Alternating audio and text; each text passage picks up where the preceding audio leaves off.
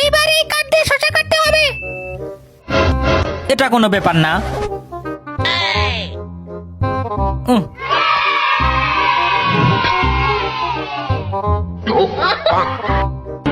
পরবর্তী স্টেপ। শেষ স্টেপ। যদি তুমি আবার চেয়ে বেশি খেলো তাহলে তুমি পাস। আমি চাই তুমি বেশি খেলো। হ্যাঁ ঠিক আছে জনাবা। ওকে ঠিক আছে।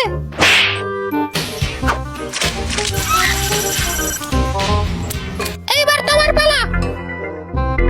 ভাই রাজু তো হেরে যাচ্ছে, কেন তুমি এখনো গেম খেলায় ব্যস্ত আছো? এবারও আমি তোমাকে হারিয়ে দেব।